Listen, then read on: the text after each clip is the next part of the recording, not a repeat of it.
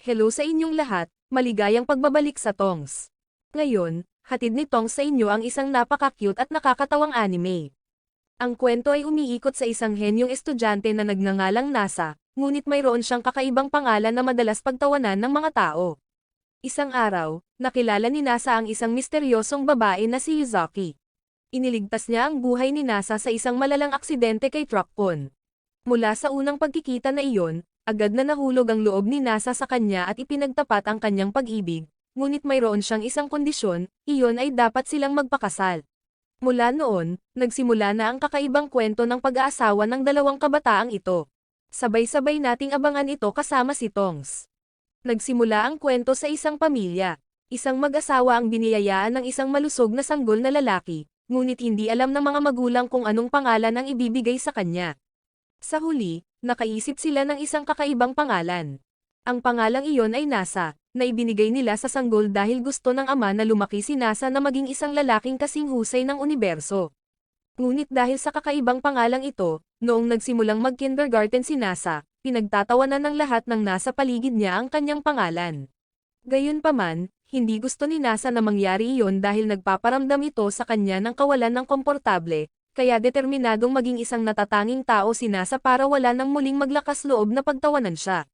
Pinursige ni Nasa ang kanyang sarili ng higit sa lahat ng limitasyon. Sa huling taon ng middle school, may kumpiyansang nag-apply si Nasa sa isang top high school na may napakataas na score, ngunit nag-alala ang mga guro dahil kung babagsak si Nasa, kailangan niyang ulitin ang buong taon. Gayunpaman, nanatiling matatag si Nasa sa kanyang desisyon. Sa puntong iyon, wala nang nagawa ang guro kundi bumigay sa kumpiyansa ni Nasa. Sa katunayan, talagang naniniwala si Nasa sa kanyang sarili. Lagi niyang iniisip na anuman ang itadhana sa kanya, kaya niya itong baguhin sa pamamagitan ng sarili niyang pagsisikap. Pagkatapos, habang nasa daan, nakatagpo ni Nasa ang tadhana ng kanyang buhay. Ang kanyang pangalan ay Yuzaki, isang babaeng may taglay na kagandahang hindi maipaliwanag. Natigilan si Nasa sa kinatatayuan niya, kaya sinundan niya ito nang hindi nag-iisip. Bigla na lang, nabangga si Nasa ng isang sasakyan sa kalsada. Ang isang sandali ng kawalan ng ingat ay muntik nang kumitil sa kanyang buhay, ngunit muling lumitaw ang misteryosong babae. Matagumpay na nailigtas ni Yuzaki si Nasa. Sa kabila nito, malubha pa ring nasugatan si Nasa. Sa sandaling iyon, mabilis na umalis ang babae. Pagkatapos noon, hindi agad pumunta si Nasa sa ospital, dahil gusto niyang mahanap ang misteryosong babaeng iyon. Ginawa ni Nasa ang lahat para maghanap ng may pag-asa. Sa kabutihang palad, nagtagumpay siyang mahanap si Yuzaki. Ipinakilala ni Nasa ang kanyang sarili at nagpasalamat sa tulong nito. Gayunpaman, nagulat ang misteryosong babae sa pagiging kakaiba ni Nasa. Nakakagalaw pa rin siya sa kabila ng malubhang pinsala. Sa sandaling iyon, malumanay na nagpakita ng pag-aalala si Yuzaki sa kalagayan ni Nasa. Dahil dito, natigilan siya dahil sa sobrang kakyutan ng babae. Bigla na lang nagsimulang dahan-dahang maglaho ang misteryosong babae sa kakaibang paraan. Bago siya umalis, nagpa siya si Nasa na ayain si Yuzaki na makipag-date. Pumayag naman ito, pero may isang hindi inaasahang kondisyon, kailangang pakasalan ni Nasa si Yuzaki. Sa sandaling iyon, agad na pumayag si Nasa kay Yuzaki nang walang pag-aalinlangan, at pagkatapos ay tuluyan nang nawalan ng malay si Nasa. Pagkagising niya, nakahiga na si Nasa sa ospital. Sinabi ng doktor kay Nasa na kung hindi siya tinulungan ni Yuzaki noong aksidente, agad sana siyang namatay. Kahit noon pa man, lagi pa rin niyang iniisip si Yuzaki, kahit na wala siyang impormasyon tungkol dito. Pagkatapos ng malalang aksidente ni Nasa, kahit nag-aral siyang mabuti, hindi pa rin siya nakarecover sa tamang oras para sa entrance exam, kaya nauwi ito sa pagkawala ng isang buong taon sa paaralan. Gayunpaman, makalipas ang isang taon, nagbalik si Nasa. Siya pa rin ang nangunguna sa klase, ngunit ngayon ay hindi na gustong pumasok ni Nasa sa paaralan, kaya nagpa siya siyang huminto na lang.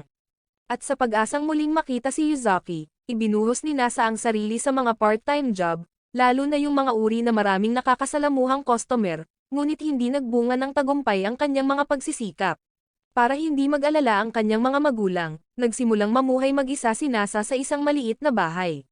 Bigla na lang sumulpot si Yuzaki sa kanyang pintuan. Sa wakas, pagkatapos ng ilang panahon, muling nagkita sina Yuzaki at Nasa.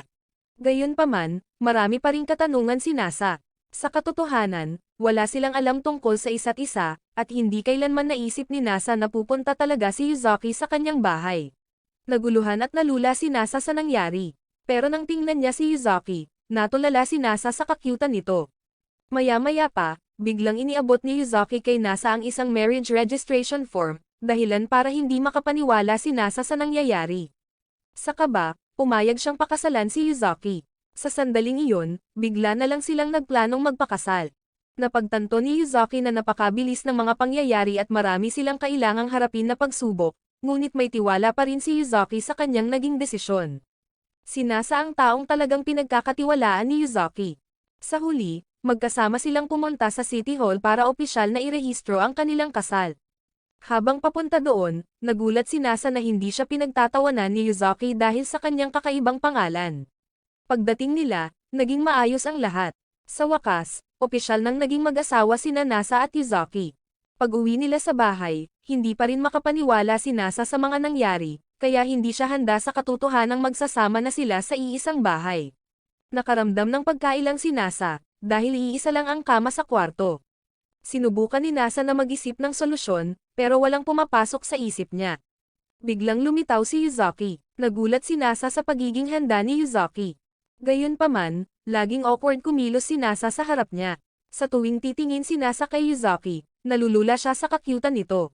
Sa sandaling iyon, nagkaroon ng kuryosidad si Nasa, bakit nagpa siya si Yuzaki na pakasalan siya. Dahil noong huling pagkikita nila, wala pa namang nagagawa si Nasa para sa kanya. Sa pagkakataong ito, direktang tinanong siya ni Nasa, ngunit naisip ni Yuzaki na isa itong hangal na tanong. Pinili niyang itago na lang ang dahilan na iyon sa kanyang sarili. Biglang nakaramdam ng pagkabalisa si Nasa, na tila baka maglaho muli si Yuzaki, kaya sa sandaling iyon ay nagpa siya si Nasa na bumili ng bagong kutsyon. Sa huli, napunta silang dalawa sa isang malapit na tindahan ng kutsyon. Gayunpaman, nahirapan talaga si Yuzaki sa pagpili. Sa oras na iyon, malumanay na hinawakan ni Nasa ang kamay ni Yuzaki at magkasama silang pumili. Sa wakas ay natapos na ang pagbili ng kutsyon. Mabilis na bumalik ang dalawa sa bahay. Nagulat si Nasa sa pagiging direkta ni Yuzaki, ngunit ito ang nagparamdam ng hiya kay Nasa. Lagi siyang natataranta sa mga biglaang kilos ni Yuzaki. Sa huli, pinatay na nila ang mga ilaw at naghanda na sa pagtulog. Natulala si Nasa sa kung gaano ka-artistic at kaganda si Yuzaki tingnan. Dahil dito, nanatili siyang gising na gising.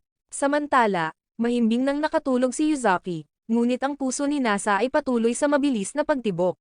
Tahimik niyang pinagmasdan si Yuzaki habang natutulog ito. Gayunpaman, may gustong gawin si Nasa na mahalaga. Malumanay siyang lumapit, balak na halikan ito sa labi, pero matapos mag-isip-isip, agad siya bumalik sa kanyang higaan. Kinaumagahan, na-curious si Nasa kung paano nakatulog si Yuzaki. Sa sandaling iyon, biglang nagsimulang magpalit ng damit si Yuzaki sa kwarto, na ikinagulat ng husto ni Nasa. Nataranta siya at mabilis na tumakbo palabas. Maya-maya pa, nang muli silang magkita, na-curious si Yuzaki kung paano nila dapat tawagin ang isa't isa. Nagalit siya sa pag-aalinlangan ni Nasa, pero kinakabahan at hindi lang sigurado si Nasa. Sa huli, nagkasundo sila kung paano ang itatawag sa isa't isa. Pagkatapos ay mahusay na nagsimulang maghanda ng almusal si Yuzaki. Dahil dito, naging excited si Nasa. Nang maglaon, nagulat si Yuzaki nang malaman na nagluluto rin si Nasa. Ipinaliwanag niya na ang ipinapasok sa katawan ay napakahalaga, kaya pinag-aralang mabuti ni Nasa ang pang-araw-araw na nutritional intake. Dahil dito, iisang putahe lang ang kinakain niya araw-araw. Pero hindi sumang-ayon doon si Yuzaki. Sinabi niya kay Nasa na ipapakita niya rito kung ano ang hitsura ng isang totoong pagkain. Sa loob lang ng 10 minuto, napahanga ni Yuzaki si Nasa sa kanyang kahusayan. Ang kanyang pagluluto ang tuluyang nabighani kay Nasa. Sa sandaling iyon, nagpa siya ang dalawa na pumunta sa isang pampublikong paliguan, kaya maingat na inihanda ni Nasa ang lahat. Nagulat si Yuzaki sa pampublikong paliguan na ipinakita ni Nasa, dahil malayo ito sa kanyang iniisip. Sa pasukan, may isang staff na nagwawalis ng sahig. Ang kanyang pangalan ay Konami. Si Konami ay junior ni Nasa noong high school. Sa sandaling iyon, na-curious siya kay Yuzaki dahil laging iniisip ni Konami na pag-aaral lang ang inaatupag ni Nasa, kaya inakala niyang hindi ito magiging interesado sa ibang bagay. Pero agad itong itinanggi ni Nasa. Pagkatapos ay ipinaliwanag niya kay Yuzaki na si Konami ay isang masipag na babae. Kahit bata pa siya, tumutulong na siya sa trabaho ng kanilang pamilya. Kahit na mabuting tao si Konami, madalas siyang manukso ng iba, na kung minsan ay medyo nakakainis kay Nasa. Sa sandaling iyon, naging curious si Konami sa relasyon ni Nasa at Yuzuki. Nang malaman niyang mag-asawa na sila, sobrang nagulat si Konami hanggang sa matumba siya. Kahit na nakakalito ang lahat para sa kanya, binati pa rin ni Konami ang dalawa sa kanilang kasal. Pagkatapos ay turn na ni Yuzuki na pumasok sa paliguan. Pero nang turn na ni Nasa, pinigilan siya ni Konami dahil gusto niyang ipaliwanag ni Nasa ang lahat ng maayos.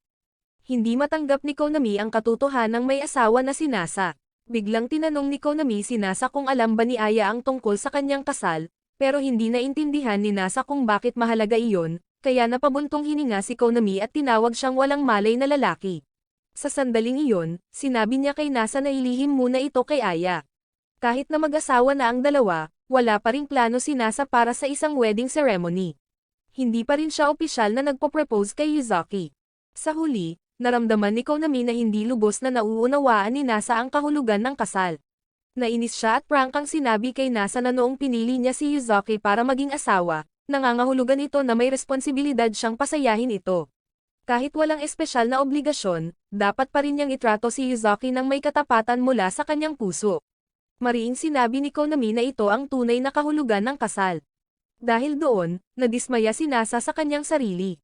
Sa sandaling iyon, biglang lumitaw si Yuzuki, dahilan para matigilan si Nasa sa kanyang kinatatayuan. Sa huli, pareho silang nasa loob ng paliguan.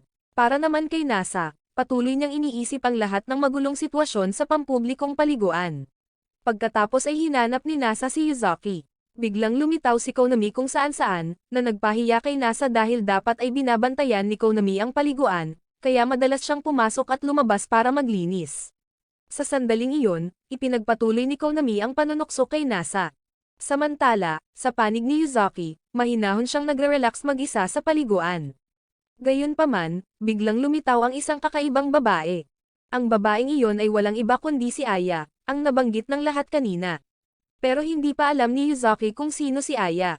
Sa sandaling iyon, maraming kakaibang ginawa si Aya, na nag-isip kay Yuzuki na medyo baliw ang kakaibang babaeng ito. Gayunpaman, patuloy na nakipag-usap si Aya kay Yuzuki, at naging mas malapit ang dalawa kaysa noon. Tamang-tama naman at biglang nagising si Nasa. Nakahiga sa tabi niya si Yuzuki. Sinabi niya kay Nasa na ang mukha nito habang natutulog ay napaka-cute, na nagparamdam ng hiya kay Nasa. Sa mismong sandaling iyon, sumulpot si Aya sa pagitan nilang dalawa. Namamali pa rin ng hinala si Aya sa relasyon ni Yuzuki at Nasa. Pagkatapos ay naging curious si Yuzuki tungkol kay Aya, kaya direktang tinanong niya si Nasa. Bilang resulta, ipinaliwanag ni Nasa na si Aya ay kaklase niya noong high school, at malaki ang naitulong ni Nasa sa negosyo ng pamilya nito dahil maraming taon na ang nakalilipas, matapos pumanaw ang lolo ni Aya, biglang bumagsak ang negosyo ng kanilang pamilya. Kahit ang mga kamag-anak ni Aya ay hindi tumulong sa kanya, na naging napakahirap para sa kanya. Gayunpaman, si Nasa lang ang nakatulong kay Aya, kaya laging nagpapasalamat si Aya sa kabutihan ni Nasa. Maya-maya pa, naglakad pa uwi sina Nasa at Yuzuki. Habang nasa daan, nagkaroon sila ng isang tapat na pag-uusap. Sinabi ni Yuzuki na sa tingin niya ay isang cute na babae si Aya. Sa sandaling iyon, sumang-ayon si Nasa nang hindi nag-iisip. Ayon sa kanyang ibinahagi, noong high school, sikat na sikat si Aya. Maraming tao ang nagkakagusto sa kanya dahil sa kanyang kakyutan. Biglang naging kakaiba ang kapaligiran.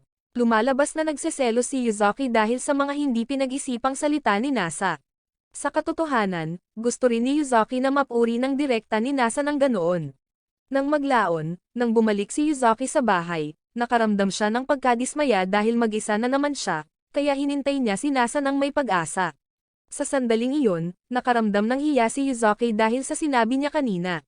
Maya-maya pa, gustong sorpresahin ni Yuzuki si Nasa, kaya nagpa siya siyang linisin ng maigi ang buong kwarto. Pero sa hindi inaasahan, natapos na pala ni Nasa ang lahat ng gawaing bahay bago pa siya. Sa sandaling iyon, nakaramdam ng pagkataranta si Yuzuki. Dahil doon, naramdaman niyang wala na siyang pagkakataon na ipakita ang kanyang kakayahan bilang asawa. Inisip ni Yuzuki na siguradong may mga nakaligtaang linisin si Nasa, kaya sinubukan niyang maghanap ng ibang lugar na malilinis. Pero biglang kinabahan si Yuzaki na baka may matuklasan siyang mga sikreto ni Nasa, kaya nagpa siya siyang hayaan na lang ito. Biglang may kumatok sa pinto. Natuwa si Yuzaki, iniisip na nakauwi na si Nasa. Pero nang buksan niya ang pinto, isang babaeng nagngangalang Chitose ang lumitaw. Siya ang nakababatang kapatid ni Yuzaki. Matagal nang hinahanap ni Chitose si Yuzaki.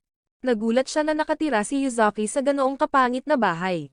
Agad na isinara ni Yuzaki ang pinto, pero patuloy na nag-ingay si Chitose at nambulabog ng mga kapitbahay dahil gusto niyang makausap si Yuzaki.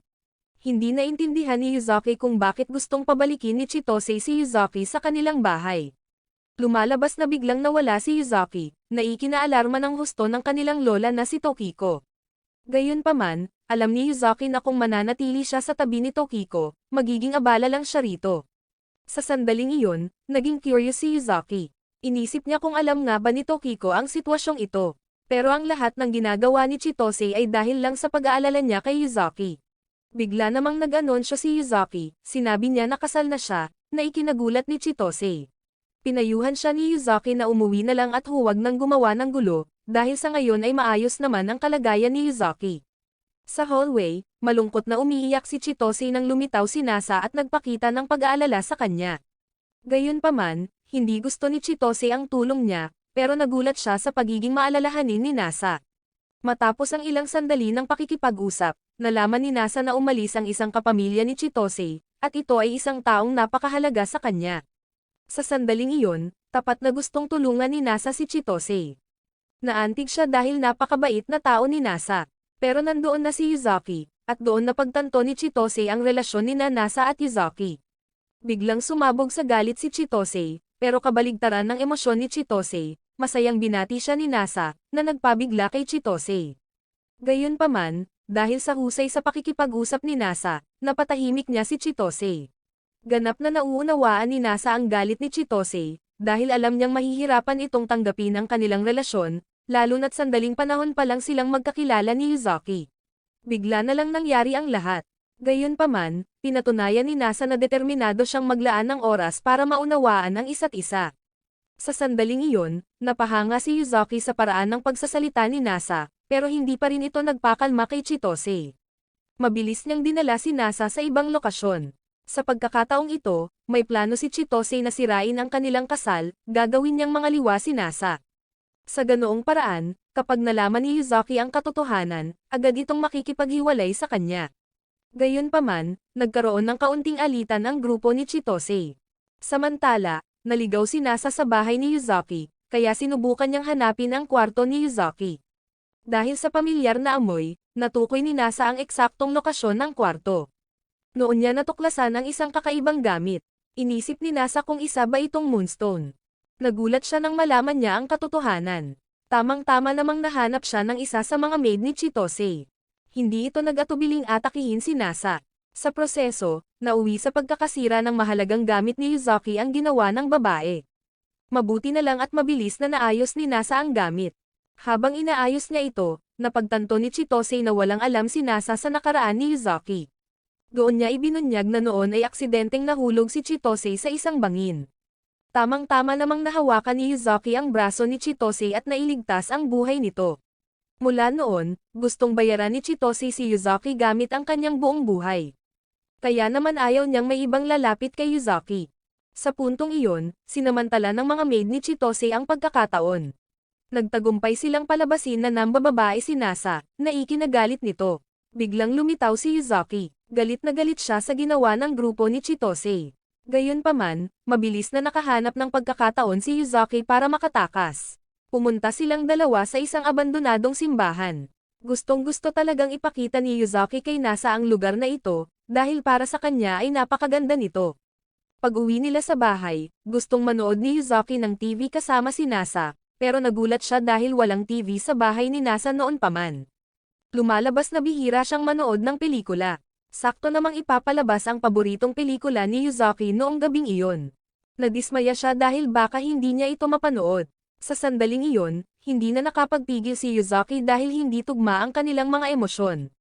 Para kay Yuzaki, ang mga pelikula ang kanyang hilig. Kahit si Nasa ay nagulat sa dami ng alam ni Yuzaki tungkol sa film. Sa huli, pumunta sila sa tindahan para bumili ng TV. Hindi sigurado si Nasa kung alin ang pipiliin. Sa kabilang banda, naniniwala si Yuzuki na ang tunay na halaga ay nasa pelikula mismo, kaya kahit anong TV ay ayos na sa kanya. Sa sandaling iyon, biglang natuwa si Yuzuki dahil sa maliit na kilos ni Nasa. Kinabukasan, pumunta si Nasa sa pampublikong paliguan kung saan nagtatrabaho si Konami. Ibinalita niya na matagumpay siyang nakapagtapat kay Yuzuki. Gayunpaman, para kay Konami, wala pa ring wedding ring si Nasa. Pero hindi inisip ni Nasa na ganoon iyon kahalaga, na ikinagalit ni Konami. Malinaw niyang ipinaliwanag kay Nasa ang mga sikreto kung paano mag-isip ang mga babae. Dahil doon, napaisip ng malalim si Nasa. Sa huli, binago niya ang pananaw niya tungkol sa singsing. Tunay nga, para sa mga babae, lahat ay gustong magkaroon ng mamahaling singsing. Sa sandaling iyon, lumabas na si Yuzuki sa paliguan. Magkasama silang umuwi. Biglang napansin ni Yuzuki ang isang parke sa malapit, kaya nagpa siya silang dumaan muna sandali. Gustong-gusto ni Yuzuki ang payapang tanawin. Bigla na lang naging tahimik ang kapaligiran sa pagitan nila. Sa sandaling iyon, malumanay na hinawakan ni Nasa ang kamay ni Yuzuki at dahan-daang nagbahagi ang dalawa ng kanilang unang halik.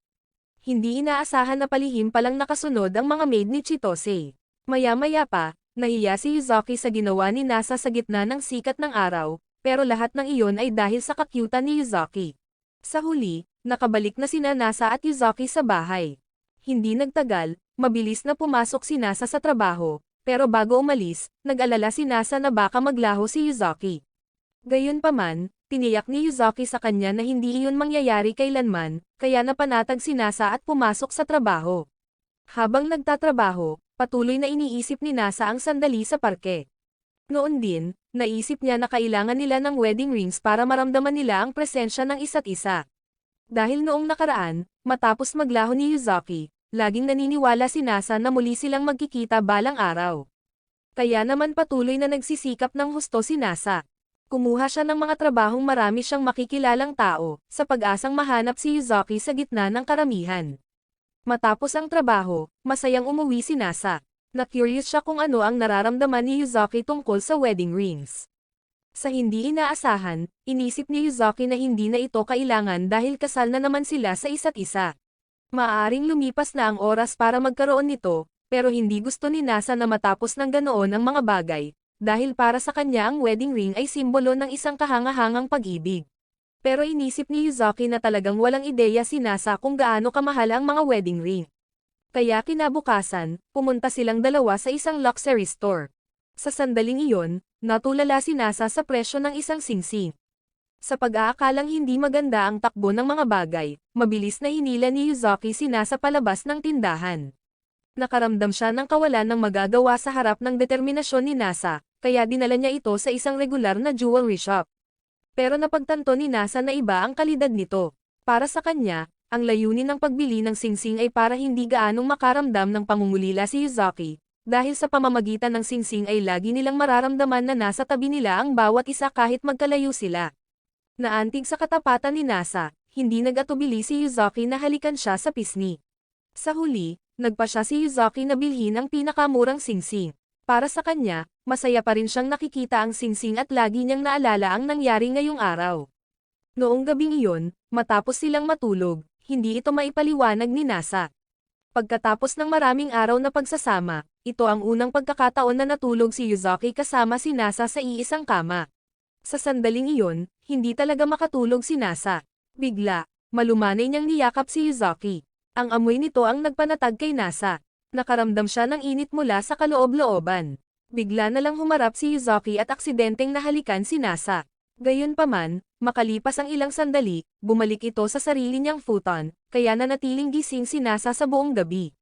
Kinaumagahan, nagpa siya si Nasa na ibibili niya sila ng double bed. Naalala niya ang init na pinagsaluhan nila kagabi, na muling nagpahiya sa kanya. Maya-maya pa, dumating siya sa pampublikong paliguan ni Konami. Nagtapat si Nasa sa kanya, sinasabing iniisip niyang lumipat sa isang bagong lugar dahil gusto niyang gumawa ng mas komportableng espasyo para kay Yuzuki. Sa sandaling iyon, nagulat si Konami dahil napagtanto niyang hindi pa pala sila natutulog ng magkasama. Biglang nasabi ni Konami, kung siya ang nasa ganoong sitwasyon, matagal na sana siyang nakipaghiwalay. Dahil doon ay kinabahan si Nasa dahil natatakot siyang baka ganoon din ang isipin ni Yuzuki. Sa pagkakataong ito ay umuwi na si Nasa. Gayunpaman, sa pagbukas pa lang niya ng pinto ng kanyang kwarto, aksidenteng nakita ni Nasa si Yuzaki na nagpapalit ng damit, na lubos na ikinagulat niya.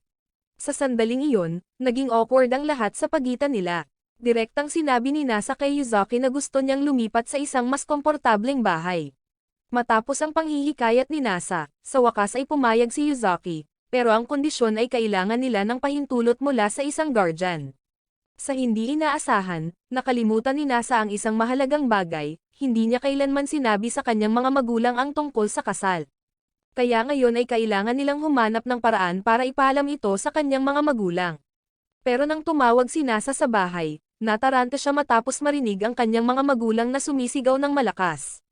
Kinabukasan, nakatanggap si Nasa ng mensahe mula sa kanyang ina. Nalaman na pala nito ang katotohanan ng mag-isa. Kaya gusto ng ina ni Nasa na makilala si Yuzaki ng personal, at gusto niyang pag-isipan ang tungkol sa pahintulot ng guardian. Dahil doon, nagpa siya silang bisitahin ng kanyang mga magulang sa lalong madaling panahon. Para naman kay Nasa, inisip niyang hindi naman masamang ideya ang pag-uwi. Plano ni Nasa na samantalahin ang pagkakataong ito para mag-honeymoon kasama si Yuzaki. Matapos marinig ang plano ni Nasa, sinabi ni Yuzaki na gusto niyang bumili ng kamera dahil gusto niyang ingatan ang mga sandaling kasama si Nasa. Plano ni Yuzaki na kumuha ng isang larawan araw-araw at magsulat ng note kasama nito. Ang kanyang layunin ay gumawa ng isang sikretong couples album para mabalikan nila ang kanilang maliligayang alaala araw-araw. Sa kanilang paglalakbay pauwi, marami silang magagandang alaalang pinagsaluhan. Gayunpaman, nagpa siya ang grupo ni Chitose na sundan sila. Binaliwala ni Chitose ang lahat ng babala na huminto dahil hindi pa rin niya tinatanggap ang kanilang kasal. Dumating sila sa isang rest stop. Sa puntong ito, pagod na si Nasa mula sa hirap ng biyahe sa bus, pero sa kabaligtaran, masiglang-masigla ang pakiramdam ni Yuzaki, na ikinagulat ni Nasa sa taglay nitong lakas. Samantala, palihim na nagmamanman ang grupo ni Chitose mula sa likuran. Nakaramdam ng selos si Chitose sa kanilang mapagmahal na relasyon, pero sa ngayon ay wala siyang magagawa tungkol dito. Sa pagkakataong ito ay excited sina Nasa at Yuzaki na kumain sa diner. Gayunpaman, pumili si Nasa ng isang simpleng pagkain, na ikinagalit ni Yuzaki dahil kasalukuyan silang nasa isang lugar na puno ng masasarap na lokal na pagkain. Ayaw ni Yuzaki na makaligtaan ng anuman, kaya pumili siya ng isang specialty dish mula sa lugar na iyon. Laging sinasaliksik ni Yuzaki ang lahat ng nasa paligid niya ng maigi, na ikinagulat ni Nasa sa lawak ng kaalaman nito. Ang kapaligiran sa pagitan nila ay puno ng kagalakan. Ibang-iba ito sa naisip ng grupo ni Chitose. Habang sinasamantala ni Nasa ang pagkakataon na pumunta sa banyo, lumapit si Chitose kay Yuzaki mula sa malayo. Agad siyang sumabog sa galit kay Yuzaki, itinatanong kung anong ginagawa ni Yuzaki doon. Habang tumitindi ang tensyon sa pagitan nila, biglang lumitaw ang isang kakaibang babae, na ikinagulat nilang dalawa, at mabilis silang tumakbo palayo sa takot. Matagumpay na nakabalik sa bus sina Yuzaki at Nasa matapos makatakas. Sa sandaling iyon, naisip ni Yuzaki kung paano magre-react ang mga magulang ni Nasa sa kanilang kasal, dahil nalulungkot siyang hindi sang-ayon si Chitose. Pero pinatahan ni Nasa si Yuzaki, sinasabing gagawin niya ang lahat para makumbinsi ang kanyang mga magulang. Sa huli, dumating na sila sa kanilang destinasyon. Nagsimulang magplano si Nasa ng date kasama si Yuzaki. Tinanong niya ito tungkol sa mga lugar na pinakagusto nitong bisitahin. Gayunpaman, ang mga ideya ni Yuzaki ay ibang-iba sa mga ideya ni Nasa, na naging sanhi ng isang maliit na alitan sa pagitan ng dalawa. Matapos ang ilang sandali, kahit hindi interesado si Yuzaki sa kasaysayan, pumayag pa rin siyang bisitahin ang mga lugar na iminungkahi ni Nasa. Nagulat si Nasa sa suot ni Yuzaki. Sa sandaling iyon, napakaganda ni Yuzaki sa kanyang tradisyonal na kasuotang Hapon. Gayunpaman, muling lumitaw ang grupo ni Chitose para sirain ang kanilang mga plano. Kahit gustong maglaan ni Nasa ng oras mag-isa kasama si Yuzaki para ma-enjoy ang ilang pribadong sandali, gusto rin niyang makakuha ng pahintulot at basbas para sa kanilang kasal. Kaya naman umaasa si Nasa na mag-e-enjoy ang lahat ng magkakasama. Sa puntong ito, nagbigay ng kondisyon si Chitose kay Nasa, kung makukumbansi siya ni Nasa na karapat-dapat talaga itong makasama ni Yuzaki, hindi na siya tututol sa kanilang kasal. Sa pagkakataong ito, may kumpiyansang pumayag si Nasa sa hamon nito. Pero sa isip ni Chitose, naniniwala siyang hindi iyon magagawa ni Nasa. Sa panig naman ni Yuzaki, Patuloy na tinatanong siya ng grupo ni Chitose ng mga personal na katanungan, na nagparamdam ng kaunting hiya kay Yuzaki. Inamin ni Yuzaki na gusto niya ang kakyutan ni Nasa, lalo na kapag ipinapakilala nito ang iba sa kanya. Madalas magsimula si Nasa sa pagpuri sa mga tao.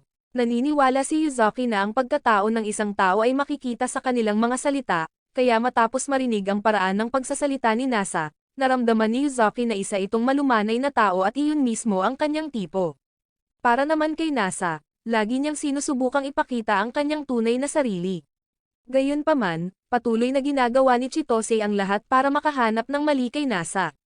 Pero sa hindi inaasahan, hindi nag-atubili si Nasa at nagsimulang magsalita tungkol sa mga kaibig-ibig na katangian ni Yuzaki. Biglang nainis si Chitose dahil sa kaloob-looban niya, alam niyang si Nasa ang eksaktong uri ng taong gusto ni Yuzaki. Iyon ang tunay na dahilan sa likod ng pagkadismaya ni Chitose. Naging curious si Chitose kung paano pumasok si Nasa sa buhay ni Yuzaki. Sa sandaling iyon, ibinunyag ni Nasa na iniligtas ni Yuzaki ang kanyang buhay 2 taon na ang nakalilipas. Kung wala ang tulong nito, maaaring namatay na siya. Matapos ang mahabang panahon, muli silang nagkita. Naniniwala si Nasa na si Yuzaki ang itinakda para sa kanya. Nararamdaman niyang sa wakas ay nahanap na niya ang kanyang hinahanap mula nang isilang siya. Natulala si Chitose sa katapatan ni Nasa. Sa huli, pumunta sina Nasa at Yuzaki para makipagkita sa kanyang mga magulang. Ipinakilala ni Nasa si Yuzaki sa kanyang mga magulang. Sa sandaling iyon, sobrang kinakabahan siya, ganoon din si Nasa, dahil nag-aalala siyang baka may gawing kakaiba ang kanyang mga magulang na ikakailang ni Yuzaki. Sa wakas, opisyal nang nakilala ng dalawa ang ina ni Nasa. Ang kanyang pangalan ay Kanoka. Nakaramdam din siya ng pagkailang sa unang pagkikita na ito. Maya-maya pa, hinanap ni Nasa ang kanyang ama. Ang kanyang pangalan ay Enishi. Lumabas na sobrang kinakabahan ang tatay ni Nasa, kaya buong umaga siyang nanatili sa kanyang kwarto. Nagpasalamat si Yuzaki sa mga magulang ni Nasa sa paglalaan ng oras para makilala siya. Naghanda pa siya ng mga regalo para sa kanila nang may pag-iisip. Gayunpaman, hindi pa rin handa ang isip ng mga magulang ni Nasa, kaya hindi sila makakilos ng natural. Bigla namang gustong kausapin ng pamilya si Yuzaki ng pribado, pero tumanggi si Nasa dahil natatakot siyang baka may sabihin silang kakaiba. Kaya nagkaroon ng maliit na alitan sa pagitan nila. Gayunpaman, mahinahong pumayag si Yuzaki sa pribadong pag-uusap. Matapos ito, sinabi ni Yuzaki kay Nasa na ang kanyang mga magulang ay mabubuting tao, na ibang-iba sa naisip ni Nasa. Sa sandaling iyon, naging curious si Nasa sa kanilang pag-uusap, pero sinabi ni Yuzaki na isa itong sikreto. Biglang lumitaw si Kanoka sa pintuan. Naihanda na niya ang mga futon para sa kanilang dalawa. Nagbabala pa siya kay Nasa na mag-ingat dahil ang kwarto ng kanyang mga magulang ay katabi lang, at ang pinakaimportante, hindi soundproof ang mga dingding. Pero hindi naintindihan ni Nasa ang nangyayari. Maya-maya pa, tila naunawaan na rin ni Nasa ang iniisip ni Kanoka. Hiniling niya na sana ay huwag itong mag-alala ng hindi kailangan. Gayunpaman, kahit si Nasa ay nahiya at nakaramdam ng kaunting kaba nang malapit na silang matulog. Nagkusa si Nasa na tumabi ng mas malapit kay Yuzaki. Kahit na masarap ang kanyang pakiramdam, nagsimulang sumakit ng husto ang kanyang mga braso. Pati si Yuzaki ay napansin ang tunay na nangyayari, pero agad itong itinanggi ni Nasa, na nagpatawa kay Yuzaki sa pagiging hangal nito. Pagkatapos ay bigla niyang binigyan si Nasa ng isang matamis na halik. Kinaumagahan, maagang nagising si Yuzaki para panoorin ang pagsikat ng araw. Sa sandaling iyon, nakatagpo niya si Enishi. Nataranta si Enishi nang tawagin siyang tatay ni Yuzaki. Lumabas na nahihiya siyang tawagin ng ganoon nito. Gayunpaman, lalong kinabahan si Enishi dahil hindi niya alam kung paano itutuloy ang pag-uusap. Sa puntong iyon, mabilis na nakaramdam si Yuzaki. Nalaman niyang si Enishi ay isang archaeologist, kaya nakiusap siyang makita ang study room nito. Nang makarating doon si Yuzaki, nagsimula niyang maunawaan ang dahilan sa likod ng katalinuhan ni Nasa. Matapos ang ilang sandali ng pag-explore, nagulat si Enishi sa interes ni Yuzaki sa kasaysayan. Nang maglaon, nagtipon-tipon ang lahat para sa almusal. Sa sandaling iyon, ipinaliwanag ni Yuzaki kay Nasa na kahit hindi niya gusto ang mga bagay na may kaugnayan sa kasaysayan, napagtanto niya na hindi tama ang ganoong pag-iisip, kaya nakaisip siya ng isang magandang plano, kung ang isang makasaysayang bagay ay may kinalaman kay Nasa, sa tingin ni Yuzaki ay magiging napaka-excited nito. Sa ganoong paraan, mae-enjoy niya ang tour ng komportable. Sa puntong iyon, nagpa siya si Nasa naguguli ng buong araw sa pagdadala sa kanya sa mga kalapit na landmark. Una silang pumunta para makita ang Great Buddha ng Nara. Namangha si Nasa sa kadakilaan nito. Sumunod ay binisita nila ang isang templo sa malapit. Isa itong templong itinayo 1,400 taon na ang nakalilipas. Nagulat si Nasa sa kaalaman ni Yuzuki kahit hindi ito mahilig sa kasaysayan. Maraming alam si Yuzuki tungkol dito.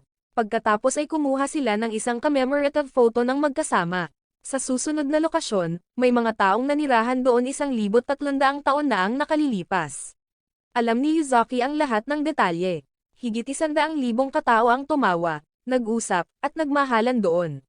Namuhay sila ng isang buhay na puno ng mga pangarap at hangarin. Namangha si Nasa sa katotohanan ito. Nang bumalik ang dalawa sa bahay, may gustong sabihin si Enishi sa kanila. Bigla siyang yumuko at nagpasalamat kay Yuzuki dahil kung wala ang tulong nito, hindi sana nakapagpatuloy sa pamumuhay si Nasa. Tapat na nagpasalamat si Enishi kay Yuzuki. Si Nasa ang kahangahangang anak ni na Enishi at Kanoka, kaya nang malaman nilang nagpakasal ang dalawa, wala nang ibang intensyon si Enishi kundi ibigay ang kanyang basbas kina Nasa at Yuzuki. Naantig ng husto si Yuzuki nang marinig niyang sabihin iyon ni Enishi. Umaasa rin siyang makuha ang kanilang suporta mula ngayon. Ang isang bagay na laging minamahal ni Yuzuki kay Nasa ay ang pagiging maalalahanin at mapagkalinga nito. Pinahahalagahan pa ni Nasa ang bawat maliit na alaalang pinagsasaluhan nila, at kapag humaharap sa mga paghihirap, nananatiling tanang si Nasa at hinaharap ang mga ito ng may katiyakan. Para kay Yuzuki, si Nasa ang taong talagang maaasahan niya. Sa sandaling iyon, ang dalawa ay nasa pampublikong paliguan ni Konami. Hindi alam ni Nasa kung anong gagawin sa paglipat dahil nasunog ang kanyang bahay. Biglang lumitaw si Konami sa harap ni Nasa, na ikinagulat nito. Matapos ipaliwanag ni Nasa ang sitwasyon kay Konami, naisip ni Konami na pwedeng manatili si Nasa sa kanilang bahay ng ilang araw hanggang sa makahanap si Nasa ng bagong matitirhan. Talagang nagpapasalamat siya sa kabutihan ni Konami. Pagkaraan ng ilang sandali, dinala sila ni Konami sa isang pansamantalang kwarto. Isa itong kwarto na hindi na ginagamit ng pamilya ni Konami. Gayunpaman, naramdaman pa rin ni Nasa na dapat itong pag-usapan ni Konami kay Aya o sa kanyang ina, kahit para kay Konami ay hindi naman ito malaking bagay. Naramdaman ni Nasa na mapalad siya sa pagkakahanap ng pansamantalang matitirhan, pero hindi sumang-ayon si Yuzuki dahil sa tuwing may nangangailangan, laging handang tumulong si Nasa sa iba. Kaya naman ito ay bunga lamang ng nararapat niyang makuha bilang kapalit. Tapat na ipinahayag ni Yuzuki ang kanyang iniisip. Sa puntong ito, nagsimula ang tunay na problema ni Konami dahil may gusto si Aya kay Nasa. Pero dahil likas na inosente si Aya, hindi niya napagtantong kasal na si Nasa. Naging curious si Konami sa nararamdaman ni Aya matapos itong makatira sa ilalim ng iisang bubong kasama si Nasa, pero naging dahilan ito ng pagkataranta ni Aya. Agad niyang itinanggi na may nararamdaman siya para kay Nasa. Sakto namang lumitaw si Nasa. Nagpasalamat siya kay Aya sa tulong nito. Sa sandaling iyon, nagulat si Aya nang malaman na may asawa na si Nasa matapos biglang ibunyag ng kanyang ina ang katotohanan, na ikinagalit ni Aya dahil hindi niya alam ang totoo. Naalala ni Aya ang nakaraan, noong unang beses niyang makilala si Nasa ay noong 10 taong gulang pa lamang siya. Noon pa man ay hinahangaan na ni Aya si Nasa sa katalinuhan nito. Gayunpaman, pinutol ng ina ni Aya ang kanyang flashback. Opisyal na naranasan ni Aya ang kanyang unang pagkabigo sa pag-ibig. Sa sandaling iyon, nagalit si Aya dahil sa pagiging manhid ng kanyang ina, na nauwi sa isang mainit na pagtatalo sa pagitan nila.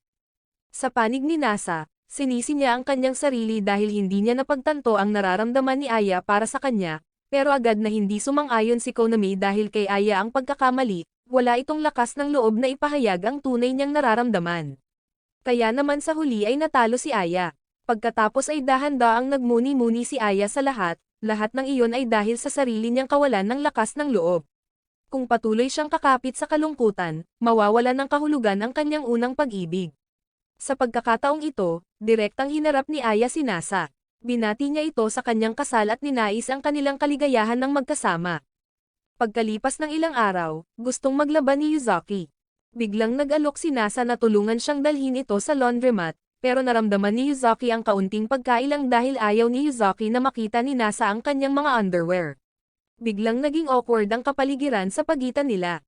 Sa sandaling iyon, may ipinag-utos ang ina ni Konami kay Yuzuki, kaya lumabas ito para tumulong. Naiwan si Nasa na mag-isa sa kwarto. Palihim niyang inamoy ang bango sa mga damit nito. Biglang lumitaw si Konami sa labas ng pinto, na nagpataranta at nagpakaba kay Nasa. Sa huli, nakapunta rin sila sa laundromat. Habang naghihintay ng labada, nagsimulang manukso si Nasa kay Yuzaki, na nagpamula sa kanya. Unti-unting naging mas matatag ang kanilang samahan. Pag-uwi nila sa bahay, naisip ni Konami na dapat ibili ni Nasa ng mas maraming damit si Yuzaki dahil nasunog ang lahat ng damit nito sa sunog. Pero tila hindi gaanong inaalala iyon ni Nasa, kaya binigyan siya ni Konami ng isang maliit na leksyon. Kaya naman, pagkatapos makipagkita kay Yuzaki, pumunta silang dalawa para mamili ng mga bagong damit ng magkasama.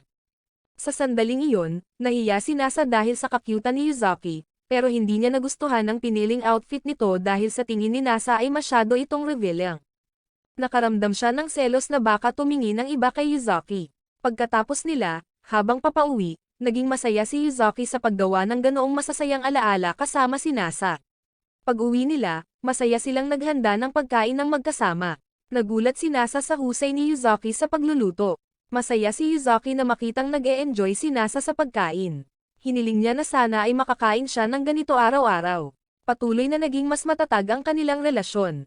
Kinabukasan, ang dating landlord ni Nasa ay nag-alok na ipakilala siya sa isang bagong matitirhan. Inisip ni Nasa kung dapat ba siyang lumipat sa bagong bahay, gayunpaman, hindi pa siya nakakapagdesisyon. Pero naisip ni Nasa na hindi tama na manatili sa bahay ni Konami ng habang buhay, kaya tinanong niya si Yuzaki kung anong iniisip nito. Nagpa siya ang dalawa na tignan ito, pero nagulat sila sa gara ng gusali. Pati si Yuzaki ay inakalang baka maling lugar ang napuntahan nila. Gayunpaman, nagpa siya pa rin silang pumasok at tignan ito. Pagpasok nila, nagulat sila sa sobrang luho nito. Mae-enjoy ni Yuzaki ang tanawin sa labas habang naliligo. Ang kama ay sapat din ang laki para makatulog silang magkasama. Sa huli, nagpa siya silang lumipat. Sa kasamaang palad, mali pala ang address na naipadala ng landlord sa kanila. Pero umaasa pa rin si Yuzaki na balang araw ay makakatira siya sa isang pangarap na apartment na tulad niyon. Pero sa ngayon, naramdaman ni Yuzaki na kaya niyang tumira kahit saan basta nandoon si Nasa. Iyon lang ay sapat na para maging masaya siya dahil nararamdaman niya ang init ni Nasa, at hindi lang si Yuzaki ang nakaramdam ng ganoon. Ganoon din ang iniisip ni Nasa. Kinaumagahan, gaya ng dati ay maagang nagising si Konami dahil kailangan niyang maghanda sa pagbubukas ng pampublikong paliguan. Bahagi na iyon ng kanyang pang-araw-araw na routine. Para kay Konami, hindi naman talaga ito malaking bagay, pero ang pagbabalanse ng kanyang trabaho sa pag-aaral ay medyo mahirap pa rin. Sakto namang lumitaw si Yuzaki. Dumating siya na may layuning tulungan si Konami dahil nakaramdam ng hiya si Yuzaki na manatili sa bahay ni Konami nang walang ginagawa, kaya gusto niyang tumulong sa pamilya ni Konami. Kahit hindi gaanong kilala ni Konami si Yuzaki, nararamdaman niya ang katapatan nito. Nagsimulang maglinis ang dalawa ng magkasama. Matapos mapanood ang paraan ng pagtatrabaho ni Yuzaki, nagulat si Konami sa pagsisikap nito. Sa sandaling iyon, nagtapat si Yuzaki kay Konami. Sinabi ni Yuzaki na talagang nirerespeto niya si Konami dahil hindi madali ang trabaho nito pero ginagawa pa rin ito ni Konami ng masigasig araw-araw. Inisip ni Yuzaki na talagang kahanga-hanga si Konami. Sa sandaling iyon, sa wakas ay naintindihan na ni Konami kung bakit gustong-gusto ni Nasa si Yuzaki. Maya-maya pa, yumoko si Konami at nagpasalamat kay Yuzaki dahil iniligtas nito ang buhay ni Nasa. Sa hindi inaasahan, nagpasalamat din si Yuzaki dahil nailigtas niya si Nasa. Naalala ni Yuzaki kung paano noong papalapit na ang truck, agad siyang kumilos ng hindi nag-iisip. Kahit na malubha siyang nasugatan, naramdaman pa rin niyang mapalad siya dahil nakaligtas si Nasa. Sa huli, oras na para pumasok si Konami sa paaralan. Sakto namang nagkita sina Yuzaki at Nasa. Nagulat siya sa pagiging malapit ni na Yuzaki at Konami, pero iyon ay maliit na sikreto ni Yuzaki. Noong gabing iyon, lumabas ang dalawa para maglakad ng magkasama. Habang nasa daan, bigla silang nagutom, kaya bumili sila ng ilang street food para pagsaluhan. Ang kapaligiran ay puno ng kaligayahan. Biglang naging curious si Yuzaki. Inisip niya kung bakit siya dinala ni Nasa sa ganoong katahimik na kalsada. Nagparamdam ito ng kaunting kaba sa kanya. Sa sandaling iyon, dahan-daang lumapit si Nasa. Malumanay niyang niyakap si Yuzaki. Naging mas mapagmahal ang dalawa sa isa't isa. Nagpalitan sila ng mga salita ng pag-ibig. Sa ibang araw naman, biglang nagulat ang grupo ni Chitose dahil nawala si Yuzaki nang walang pasabi. Nag-alala sila para sa kaligtasan nito. Mula sa kung saan, lumitaw si Yuzaki sa likuran nila.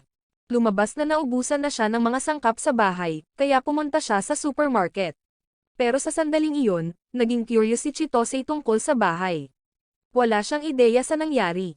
Binaliwala ang pag-aalala ni Chitose, biglang naglakad palayo si Yuzaki dahil ayaw niyang malaman ni Chitose kung saan sila nakatira. Sa huli, matagumpay na nakabalik si Yuzaki sa bahay. Pero hindi nagtagal ang kapayapaang iyon, sa huli ay nalaman din ni Chitose kung saan sila nakatira. Nadismaya siya sa pagiging mailap ni Yuzaki. Pero biglang nagulat ang kanyang grupo sa lugar. Ito ang unang pagkakataon nilang bumisita sa isang pampublikong paliguan, kaya malugod na inanyayahan ni Konami ang lahat na pumasok at mag-relax. Sa hindi inaasahan, pagkatapos ng karanasang ito, naramdaman ng grupo ni Chitose ang sobrang pagka-relax. Gayunpaman, pabalik sa orihinal na layunin, gusto ni Chitose na bumalik na si Yuzaki sa kanya, pero agad na tumanggi si Yuzaki. Dinurog nito ang puso ni Chitose. Nagsimula nang magkaroon ng alitan ang dalawa. Biglang lumitaw si Aya sa pagitan nila.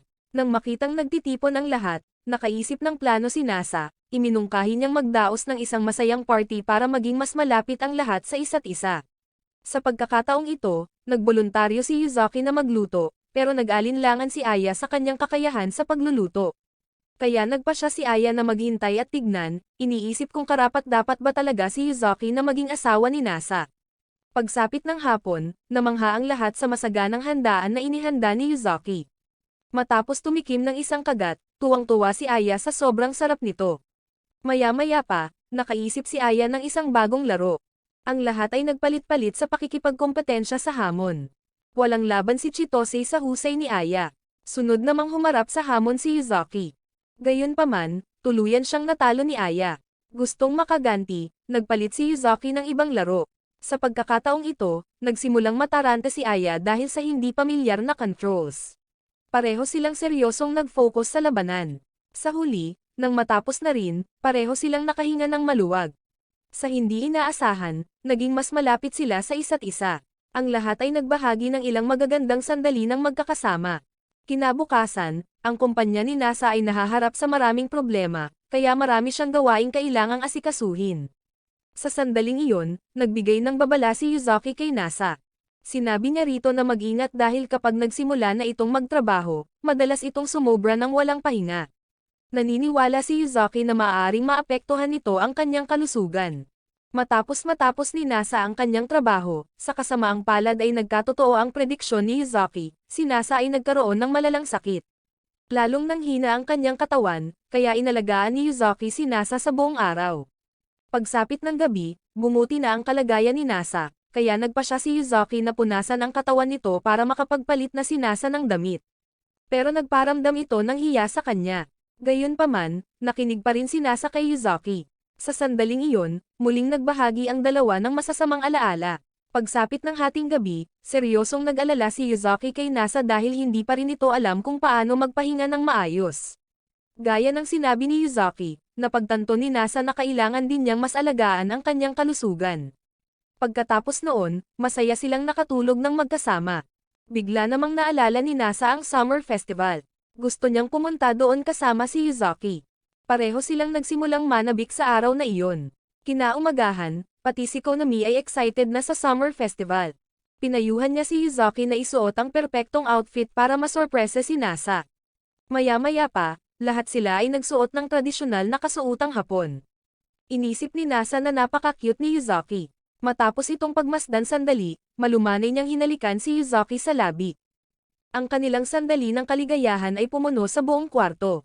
At pagkatapos ay sa wakas ay nakarating na sila sa festival. Ang dalawa sa kanila ay mabilis na naghanap ng masasarap na street food.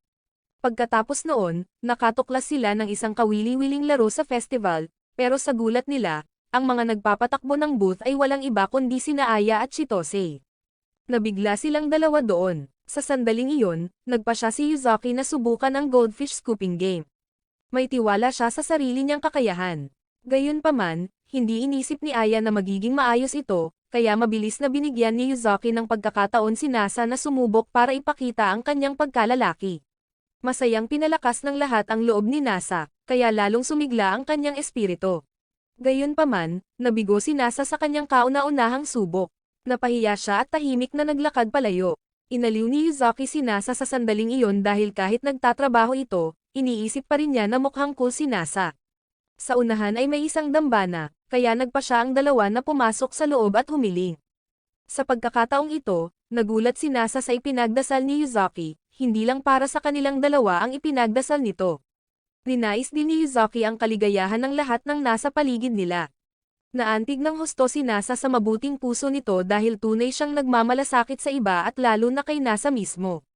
Sakto namang malumanay na hinila ni Nasa si Yuzaki sa kanyang mga bisig. Tapat siyang nagpasalamat dito para sa lahat. Pero bago pa sila maghalikan, biglang lumitaw ang lahat, dahilan para agad silang mahiya. Sa sandaling iyon, nagtipon-tipon na ang buong grupo. Masaya nilang pinanood ang mga paputok ng magkakasama. Sa maikling sandaling iyon, alam ni Nasa na lagi niyang maaalala ang magagandang alaalang ito. Umaasa siya na mula ngayon ay lagi silang mananatiling ganito, pinapanood ang pagputok ng mga fireworks sa kalangitan ng magkasama. Maraming salamat sa panonood, sana nag-enjoy ka sa anime na ito. Mag-subscribe at pindutin ang notification bell upang updated ka lagi sa mga bagong video na may upload namin, at para makatutok sa higit pang Tagalog anime recap, magkita tayo sa susunod.